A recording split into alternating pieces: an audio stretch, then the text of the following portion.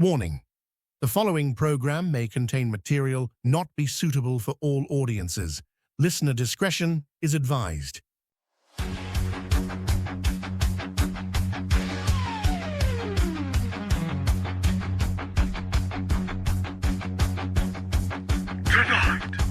Find a depth unknown, our voice begins to rise, breaking through the noise with fire in its eyes. The spirit of adventure burning ever bright. Hold on tight, travelers, it's gonna be alright.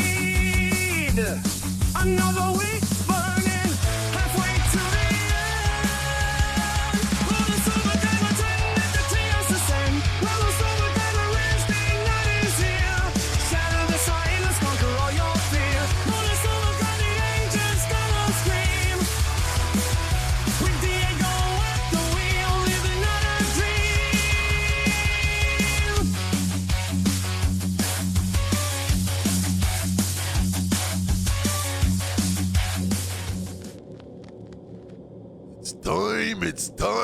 It's time to find out with Diego. Let's go. Ooh, yeah. On this episode of Bonus Overdrive Wednesday, out of the Texoma region are a trio featuring seasoned musicians with a sound that's built on the foundation of classic and hard-hitting hard rock and heavy metal. Their music is widely available on 28 different streaming platforms, as well as their music videos on their YouTube channel. All this plus more. Please welcome new friends and first-time guests. This is Close to the Grave. Friends, welcome to Bonus Overdrive Wednesday. How's it going? How doing? Oh man, it's going well. We were kind of having a mini show before the show even started. We have a great conversation on the pre-interview, and in the spirit of that part, before we begin, would you mind introducing yourselves to our friends and listeners of Bonus Overdrive Wednesday and your part in the band? My name is Corey Scoggin. I'm the guitar player in the band.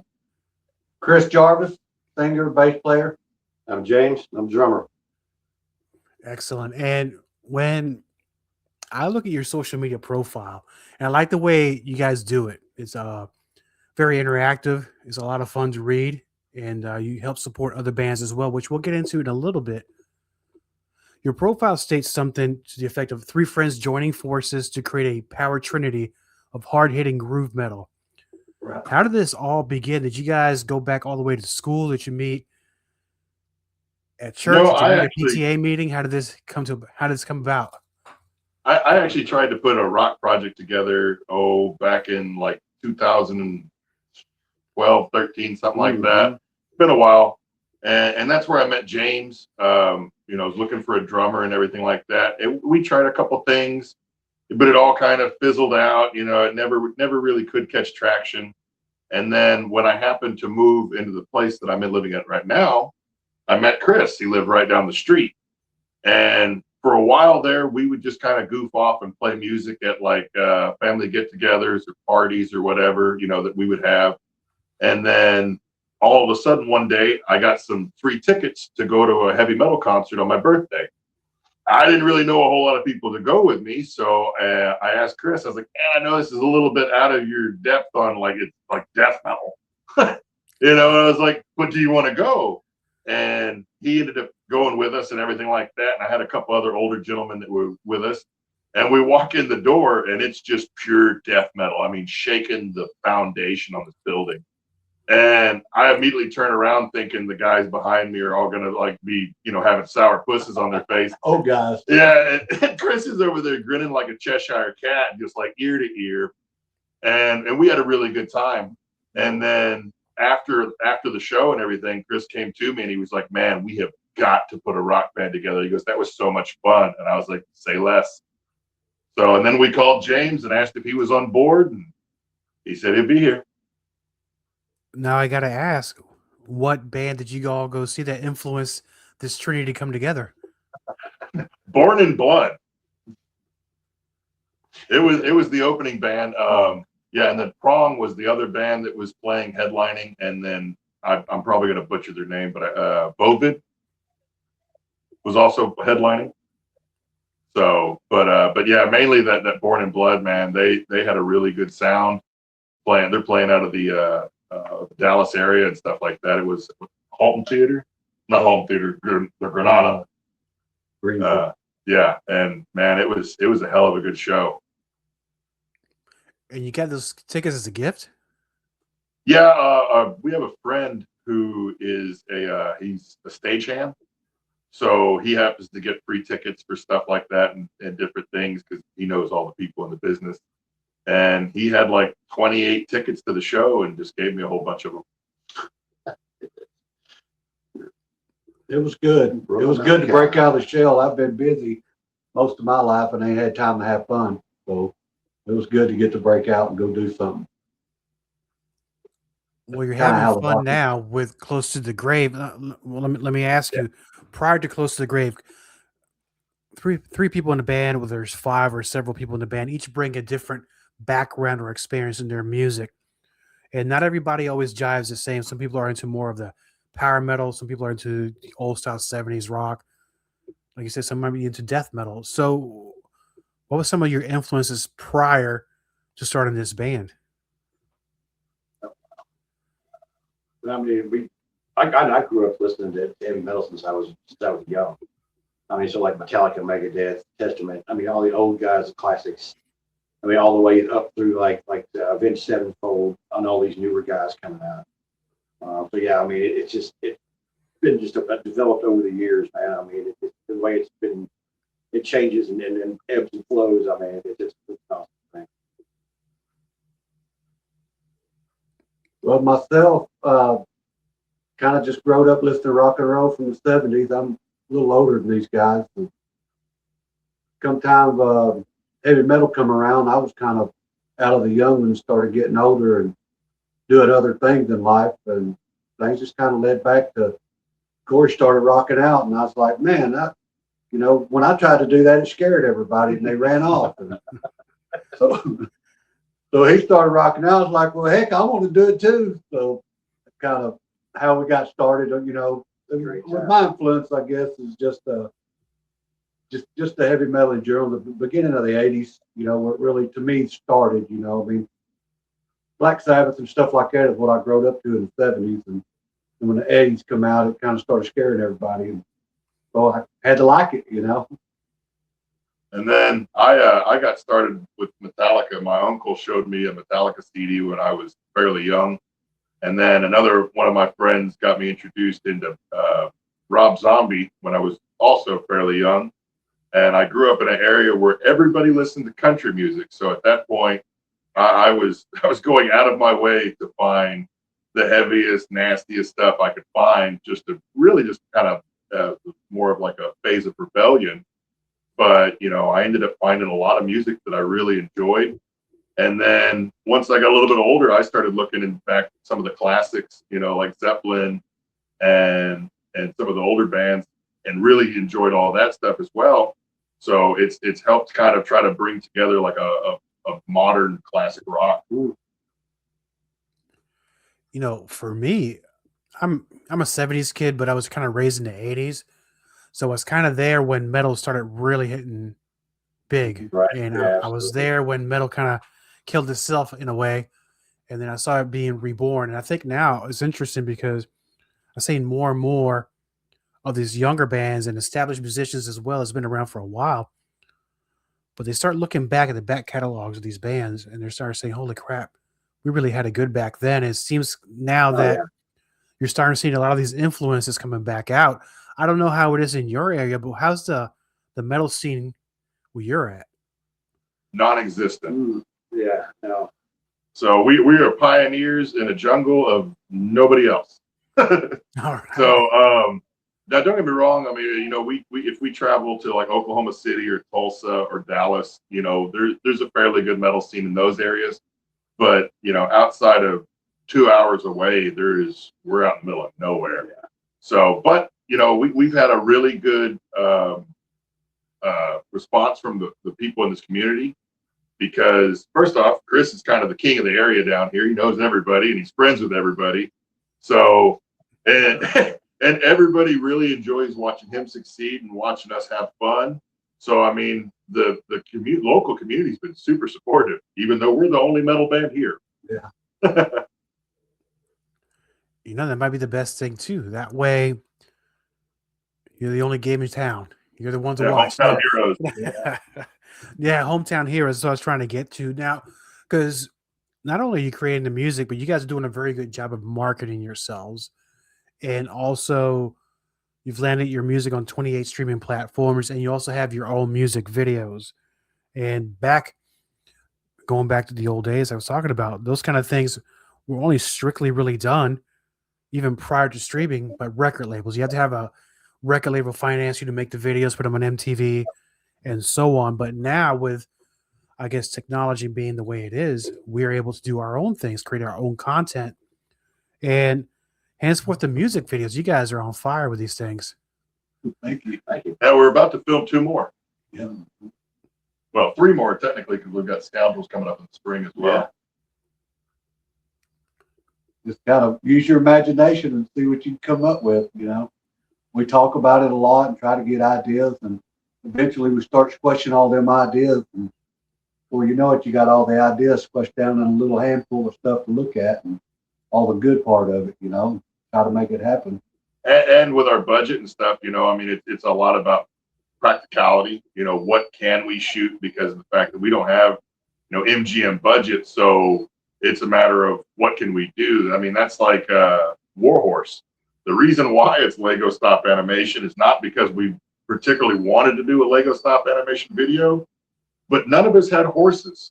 None of us had a dragon, you know? So it was like, well, we can't CGI it. What do we got to do? And I made a smart ass comment. I was like, we could do Lego stop animation. And both of them agreed that, oh, that would be fun. It's like, oh crap, now I have to learn how to do Lego stop animation. So, but we actually, man, you did a phenomenal job. thank you. Well, we actually entered that in Brick World Chicago. It's the world's largest Lego film festival. We did that back, what, it was May or something like that.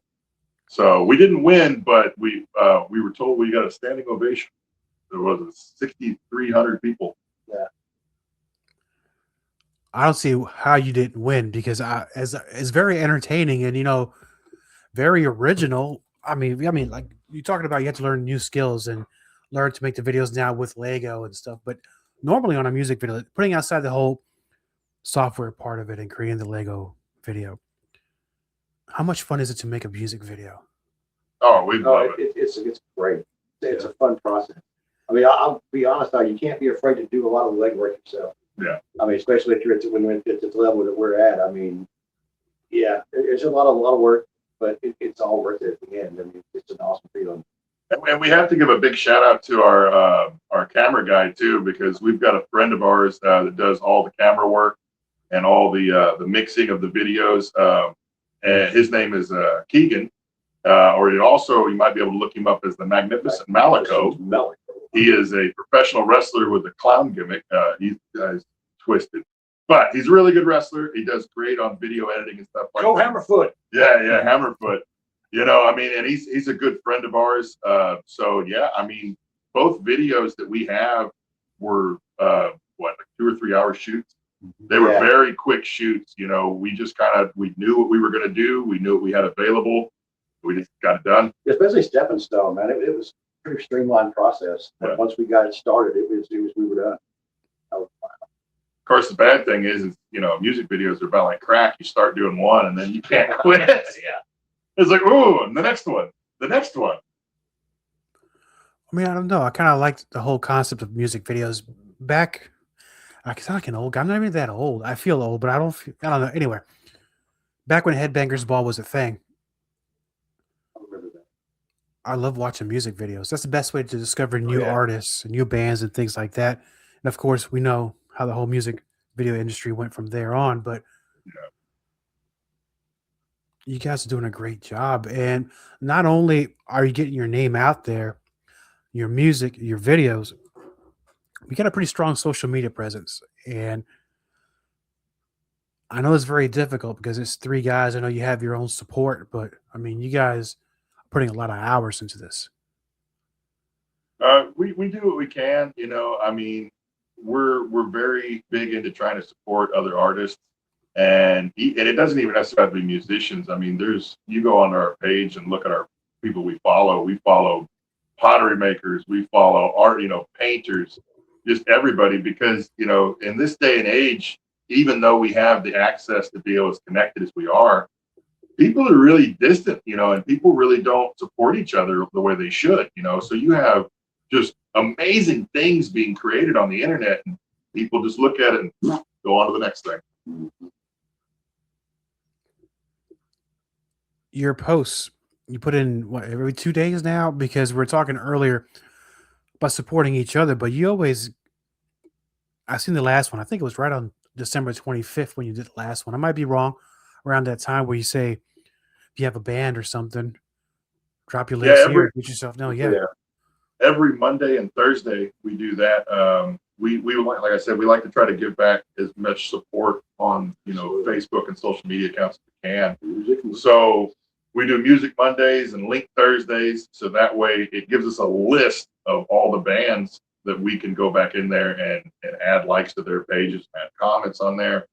I mean, it doesn't seem like a lot, but one of the biggest things that you can do to support an independent musician is like their posts, comment on their stuff. It really helps out their reach. Yeah, share their posts.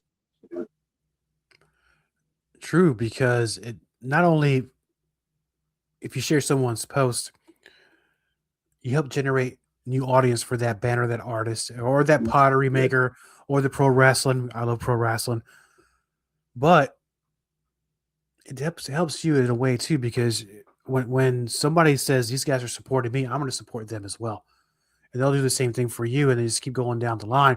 And in fact, I'll be a little transparent here.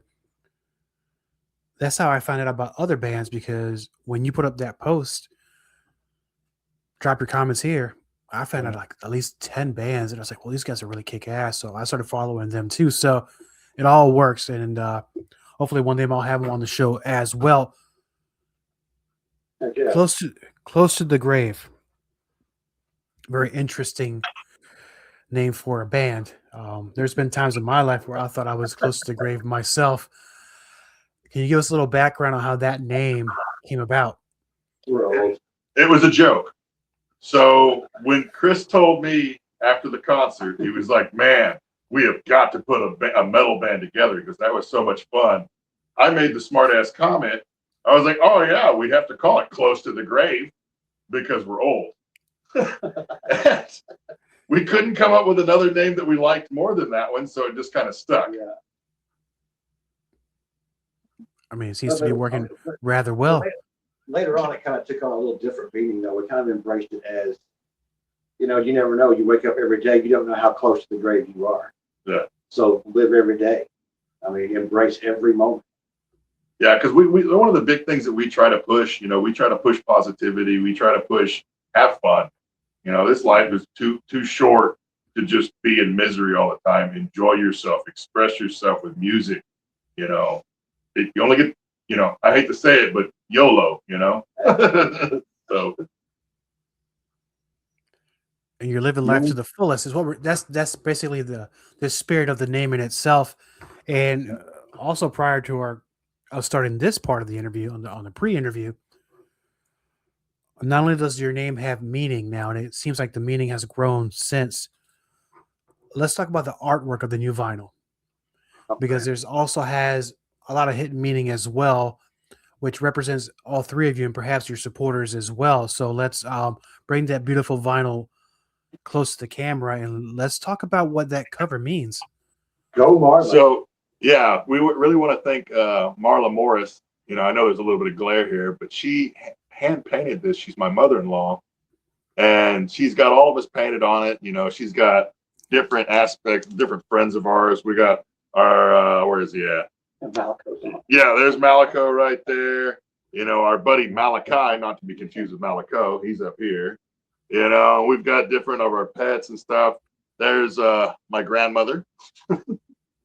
But yeah, we've got a leprechaun buddy of ours, a couple other friends of ours and stuff like that. But it really, we've got a bunch of different creatures and stuff like on that, things that you wouldn't normally find out in the world. because we ourselves are one thing that wouldn't normally find out in the world. So, you know, we tried to put as much stuff on there that is unique as we are. And that's a very unique cover. And, you know, I like, it's kind of reminds me of the Beatles, the Sgt. Pepper album, where it had all these different people on there, and people can draw up, oh, that's Aleister Crowley or this and that.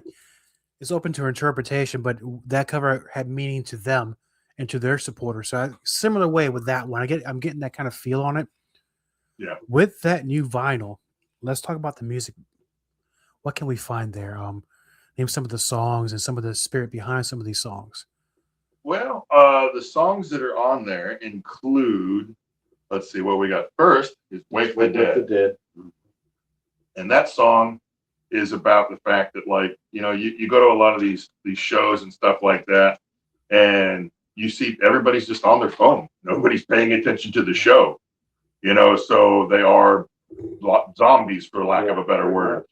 And the whole point of the Wake the Dead song, it's our opener, and it's meant to invigorate you and charge you up, like, hey, get ready to rock, because, I mean, we're trying to wake the dead out here with them. And it comes from the old saying, you know, like, turn that noise down, you're going to wake the dead. So, and then we got number 2. Boogie Monster. Yep. Boogie Monster's number 2. Sunny Lane, High School Queen.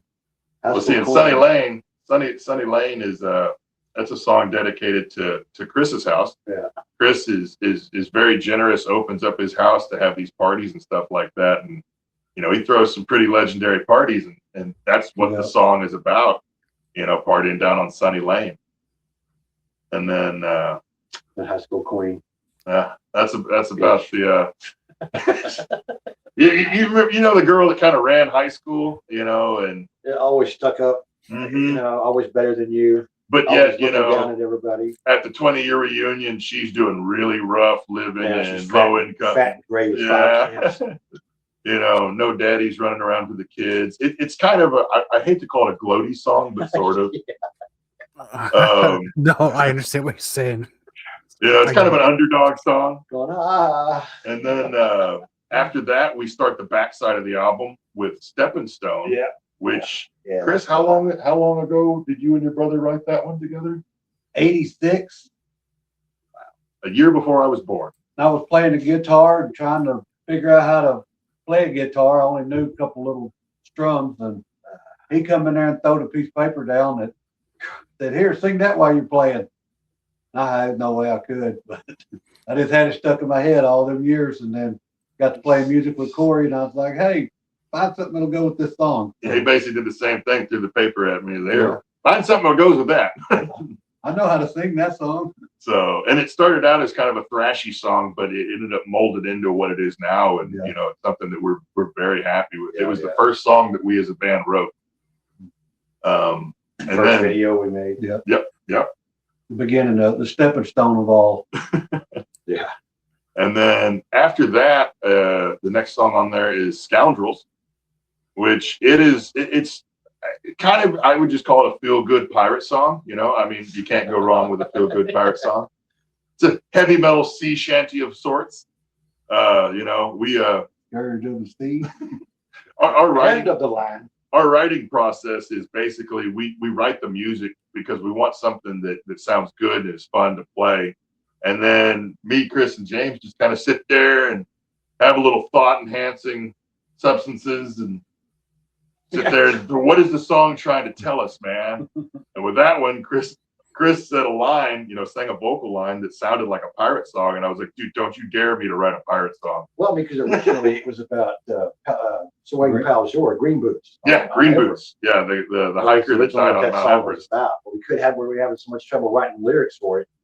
Then Chris, you know, hit hard his pirate voice one day, and then it just took on a life of its own. So, and it's one of our crowd favorites because the heave ho line that's in it, you know, everybody gets to participate. And we enjoy getting the crowd to participate with us too, because it's a good way for us to gauge how much fun they're having, you know. Then after that is a catchphrase that Chris also came up with. Yeah. Chris is a mechanic and a drag racer, And Which is better than he was having this guy, he had broke one of his race cars or something like that, and Chris was fixing it for him, and the guy was complaining about how much it cost. And Chris goes, "Well, man, if you can't spend it, don't send it." And immediately when he said that, I was like, "Man, I'm writing that down. That's a good line." We were joking about like, "Oh, we just need to come up with like a clothing line for motocross and motorsports and stuff like that. Like, if you can't spend it, don't send it."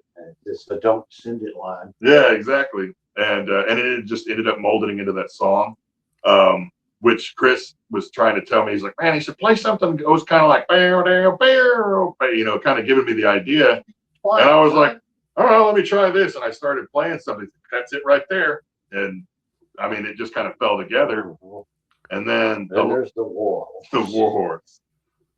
So originally, Chris had said, what would it be like if we wrote a song about Paul Revere's horse? And we looked into it a little bit. We found out that it wasn't even Paul Revere's horse. It was a horse that he just borrowed. But we were talking about, like trying to write a song. Yeah, we're trying to write a song from the perspective of the horse. And then eventually it just kind of evolved into what it is now. We weren't even originally thinking dragons and stuff like that when we wrote the song. We were just kind of thinking war horse in general. I mean, because hell, they were using horses up into the Second World War. Yeah, that's very interesting. A lot of these things, we talked about it earlier. Every song has a meaning, just like the name of the band, just like the album cover. And I know we're going to play a song towards the end of this episode. And I wrote down the note because I had to follow up on this question real quick. But before I do that, my friends, I know it's New Year's Eve. You guys are getting ready to rock out here pretty soon. But Yeah, absolutely. not only that, what's going to happen? That's a terrible question, how I framed it. How's things looking for Close to the Grave in 2026? What's coming up? What kind of shows you have? And what are you releasing more material? We're constantly working on new material. Constantly. You can't really get stagnant in this business. Everybody's hungry for new stuff, which includes us as well. We spend too much time not doing anything. It's like, kind of get itchy. We got to do something new.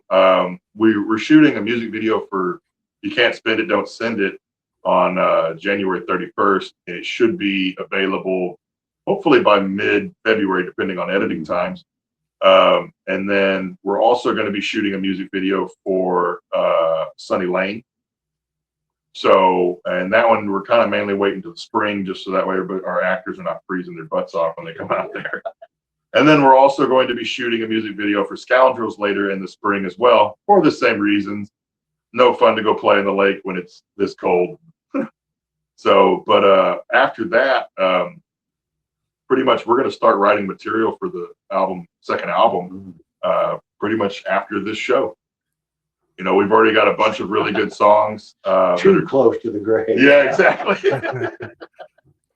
Working title, that we're kind of just messing around with so far. The first album is self-titled. We didn't really want to have to try to come up with some kind of clever name. It's just, what is it? This one. There you go. Close to the Grave. On the tombstone. Yeah. Explains itself.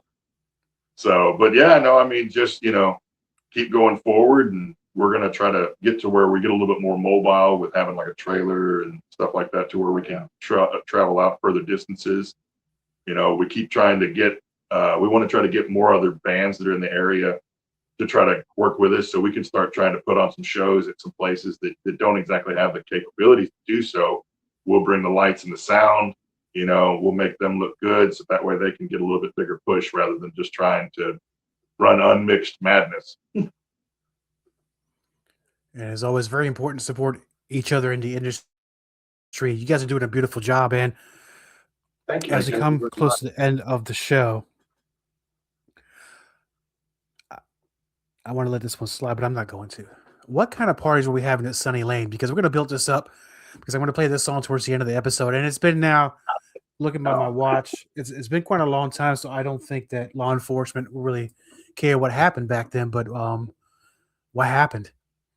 No, myself, I'm a cancer survivor, and I have done benefits for people over since then, and it might be fire the smoker up and fish fry and you name it for benefit for someone. The community's real close.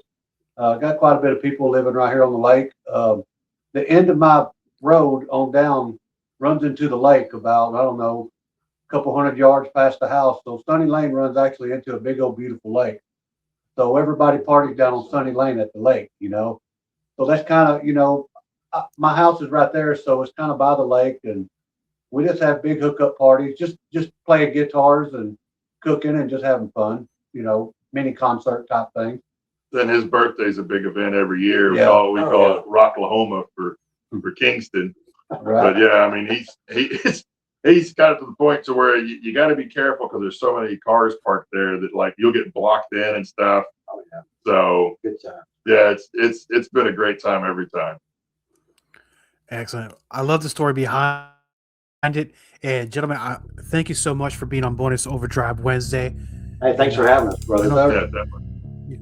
Big things are coming for you in 2026. And this is Sunny Lane by Close to the Grave on Bonus Overdrive Wednesday right now. Rock out.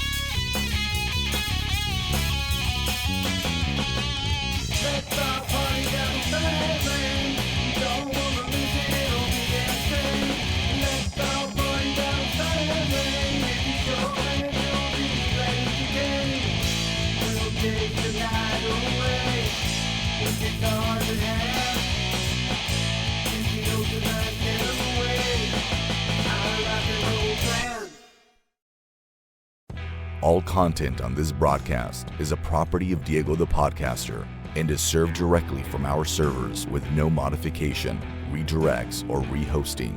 All celebrity impersonators are paid performers. The impersonated celebrities do not endorse or promote any views or opinions expressed by our guests, Diego the Podcaster, or Bonus Overdrive Wednesday. The information shared on Bonus Overdrive Wednesday is provided on an as-is basis, with no guarantees of completeness, accuracy, usefulness, or timeliness.